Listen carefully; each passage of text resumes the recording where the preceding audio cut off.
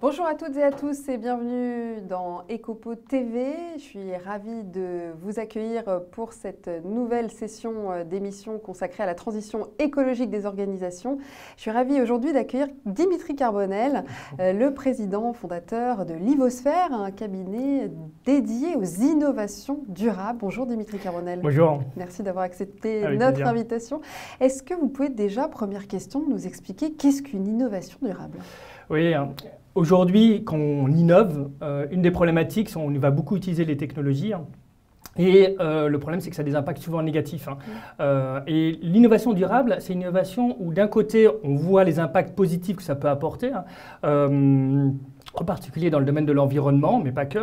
Et aussi, on regarde de l'autre côté la balance sur quels sont les impacts potentiellement négatifs. Ça peut être en termes d'émissions de CO2, d'utilisation des ressources. Et quand on fait la balance entre les deux, on voit que l'innovation apporte beaucoup plus que ce qu'elle, entre guillemets, retire à l'environnement. C'est ça l'innovation durable. Donc l'idée, c'est d'essayer d'équilibrer tout ça pour qu'elle soit positive, que les impacts soient les moins négatifs possibles et qu'ils soient le plus positifs possible. Oui, et l'autre chose, évidemment, on n'innove pas pour innover. L'objectif, c'est vraiment de regarder quelles sont les problématiques, par exemple, d'une entreprise qu'on va avoir, et de concevoir des solutions, des innovations qui vont bien répondre à cette problématique sans créer d'usine à gaz et qui répondent justement à cette balance nettement positive, c'est pas que positif, nettement positive d'un côté, notamment sur le plan environnemental, mais aussi social, et aussi pour répondre aussi aux problématiques de l'entreprise. Alors Dimitri Carbonel, vous allez sortir un ouvrage dans pas longtemps qui se projette jusqu'en 2050, expliquez-nous. Oui, on a souvent cette image de 2050, de catastrophe, d'effondrement. Enfin, moi, pour être franc, j'ai pas envie de vivre dans ce type de société. Donc, voilà, je pense qu'il n'y a personne qui a envie de vivre ça. Et donc, j'ai commencé à dire, tiens, je vais imaginer que ce que ça pourrait être 2050. Alors, ça peut paraître fou, mais la meilleure façon, justement, c'est peut-être de se projeter. Et après, l'autre chose, je me suis dit, c'est comment est-ce qu'on peut parvenir à cette société en 2050 ? Donc, je commençais à regarder un peu un état des lieux, sur une sorte de diagnostic, quelles sont les fragilités que l'on a, pourquoi aussi on arrive à ça. Ensuite, voir aussi, on parlait de technologie, mais quelles sont les technologies qui peuvent apporter quelque chose, mais aussi quelles sont les limites. Il y a beaucoup de discussions, éoliennes, 5G, enfin plein d'autres choses qui posent question. Donc je me suis dit, bon, ok, qu'est-ce qu'elles peuvent apporter, mais quelles sont les limites? Après, un des autres points, c'est, on voit que ça ne suffit pas. Et donc, il y a deux choses en fait qu'on peut faire. La première des choses, c'est vraiment, évidemment, de réduire notre impact. Pour réduire notre impact sur le plan environnemental. Il y a beaucoup de choses qui peuvent être faites en tant que citoyen, en tant que salarié, en tant que, bien sûr, l'État qui peut agir. Et enfin, dernière chose, c'est pouvoir s'adapter. Parce qu'il ne faut quand même pas se leurrer, entre 2040 et 2060, il y a de fortes chances qu'on soit à 2 degrés, on est déjà à 1,2 degrés. Eh bien, il faut s'adapter. Et là, notamment, je propose ce que moi j'appelle une société boule de Guy, mais qui est vraiment, on pourra peut-être l'occasion d'en parler, c'est une société qui est vraiment d'abord centrée sur le territoire. Ça ne veut pas dire qu'on oublie le reste, ou l'État, etc., mais qui est vraiment centré sur le territoire et toutes les interactions qu'on peut avoir entre les acteurs dans un territoire, c'est le centre. Et après, derrière, ce qui est autour, ça le nourrit. Et bien sûr, l'objectif, c'est qu'il y ait des interactions entre d'autres territoires. Il ne faut surtout pas que ce soit des territoires qui soient fermés.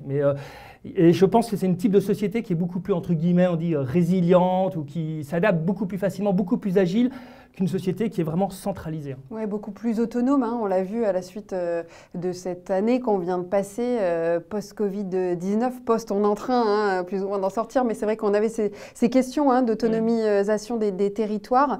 Donc ça j'imagine, reprend un peu ces idées-là. Alors oui, le seul point, je dirais, pas autonome, je dirais plutôt qui est capable de subvenir à au moins des besoins basiques dans le territoire. Je pense que de dire, on va être complètement autonome, sauf si on a la capacité, je pense que ce serait erroné parce que ça demande tellement de ressources pour y parvenir que ça serait compliqué. En revanche, être sûr que s'il y a une panne d'électricité ou une panne d'alimentation, enfin on n'a pas plus d'alimentation, on soit quand même capable de fournir un niveau minimum. D'accord. Et donc ce livre, il paraîtra quand normalement en septembre. Bon, ça prend un peu plus de temps parce qu'il y a beaucoup de travail de recherche aussi. Mais normalement, ce serait effectivement en septembre. L'idée aussi, c'est montrer chaque fois des exemples concrets. Et aussi, un point qui est super important, vraiment très important, c'est donner une vision à la fois équilibrée sur toutes, à la fois les énergies renouvelables, je dis sur les technologies comme l'IA, toujours dire, OK, il y a ça de bien, Mais il y a aussi ça comme problématique. Oui, les limites. C'est important d'expliquer les limites. Ouais, tout à fait. C'est essentiel. Dimitri Carbonel, vous êtes impliqué auprès du Shift Project. Shift Project, je rappelle, c'est un think tank piloté par Jean-Marc Jancovici qui œuvre en faveur d'une économie libérée de la contrainte carbone. Expliquez-nous votre engagement. Oui, disons pour moi, alors première chose que j'apprécie dans le Shift Project, c'est une démarche qui est vraiment construite. Il y a pas mal d'ingénieurs dedans, il n'y a pas que, hein, mais c'est construit vraiment aussi sur des éléments qui sont factuels, donc c'est important. Hein. Deuxième chose, je me suis engagé sur 2 niveaux.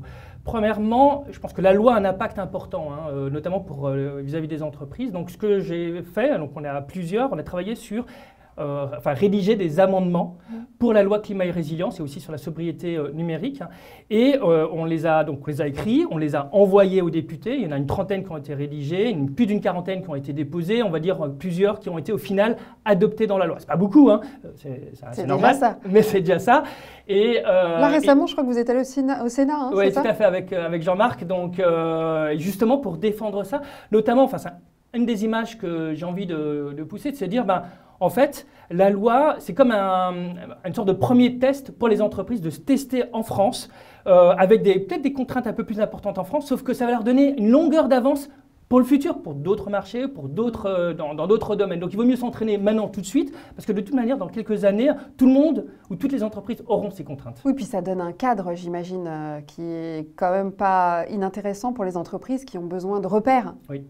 Oui, c'est vraiment donner une visibilité sur le long terme pour les entreprises et voilà, effectivement, c'est de les préparer par rapport aux contraintes futures.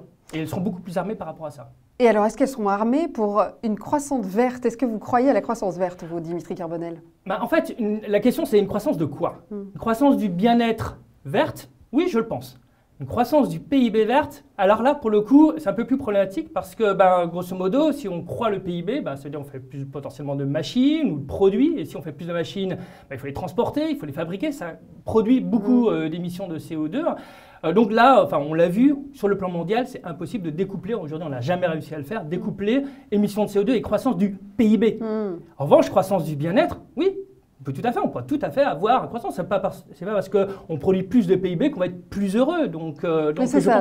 La transition écologique, elle est également sociale. Les deux sont liés, en fait. Et vous trouvez qu'on oublie peut-être la transition sociale au détriment de l'autre transformation écologique? Alors, je pense de moins en moins. C'est vrai que parfois, si par exemple, typiquement, quand on est sur la compensation carbone, où on va essayer de planter des forêts à l'autre bout du monde, et qu'on oublie les personnes qui y vivent, c'est une catastrophe.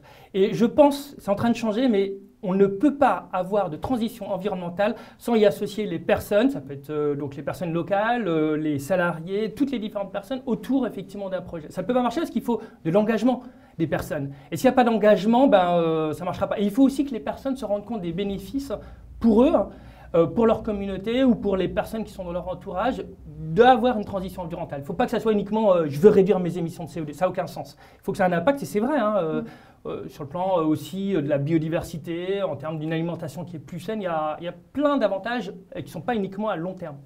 Merci beaucoup Dimitri Carbonel, on vous retrouvera à Vivatech, je crois que vous intervenez. Fait, oui. Et à très bientôt sur Ecopo TV. Merci beaucoup.